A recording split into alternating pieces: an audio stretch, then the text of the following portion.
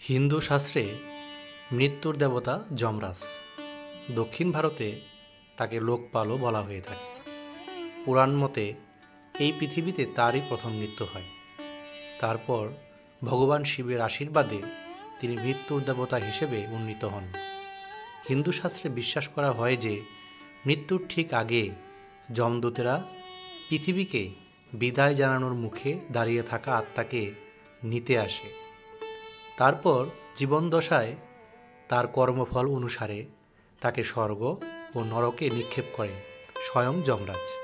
কিন্তু তার আগে যমরাজ প্রত্যেককে 4টে করে চিঠি পাঠান।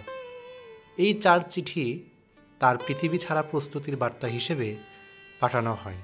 কিন্তু আমরা বেশিরভাগই এই 4টে চিঠিকে চিনতে পারি না। এ বিষয়ে হিন্দু শাস্ত্রে একটি পৌরাণিক কাহিনী আছে, যে কাহিনীর চরিত্র যমরাজ ও তার এক ভক্ত অমৃত। পুরাকালে যমুনা নদীর তীরে অমৃত বলে এক ব্যক্তি থাকতেন। তিনি মৃত্যুকে অত্যন্ত ভয় পেতেন। মৃত্যুর দেবতাকে প্রসন্ন করতে প্রতিদিন ভক্তি ভরে যমরাজের পুজো করতেন। তিনি ভেবেছিলেন এইভাবে মৃত্যুকে ঠেকিয়ে রাখা যাবে। তার ভক্তিতে খুশি হয়ে একদিন অমৃতকে দর্শন দেন যমরাজ। তিনি অমৃতকে বলেন, আমি তোমার উপাসনায় উদ্দেশ্য জানি, কিন্তু মৃত্যুকে ঠেকিয়ে রাখা সম্ভব নয়। যার জন্ম হয়েছে তার মৃত্যু হবেই, এটাই প্রকৃতির নিয়ম। তবু তোমার ভক্তিতে খুশি হয়ে আমি নিয়ম ভেঙে তোমায় দর্শন দিয়েছি। আমার দর্শন শুধুমাত্র মৃত মানুষরাই পেয়ে থাকে। মৃত্যু অবধারিত জেনে অমৃত যমের কাছে মৃত্যু সম্পর্কে আগাম বার্তা চান। তিনি বলেন, মৃত্যুর আগে যমরাজ যেন আমাকে চিঠি দিয়ে জানান। তখন যমরাজ বলে, তথাস্তু।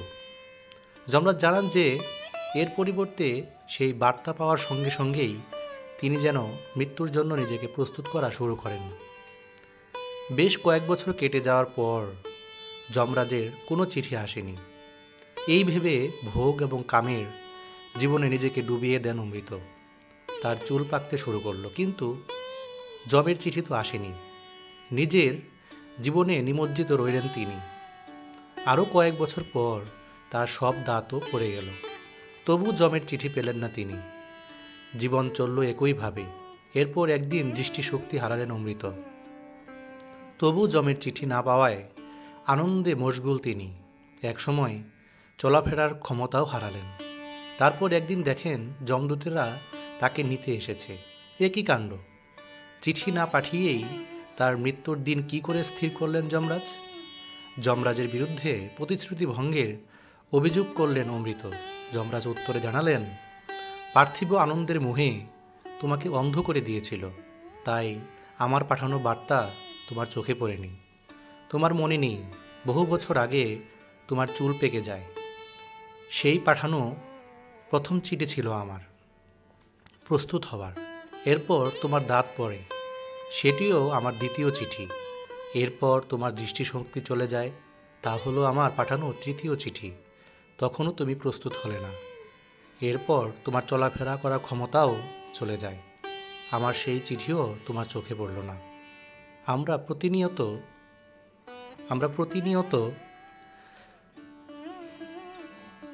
মৃত্যুকে জানি, মৃত্যু যে সত্য সেটাও জানি, কিন্তু আমরা অমৃতর মধ্যে ভোগ এবং লালসায় নিমজ্জিত। তাই যমরাজের সেই চিঠি আমরা বুঝতে পারি না। তাই সবার কাছে অনুরোধ যে যমরাজের চিঠি প্রত্যেক মানুষই পায়, যে সেটা বুঝতে পারে তার লাভ হয়। হরে কৃষ্ণ।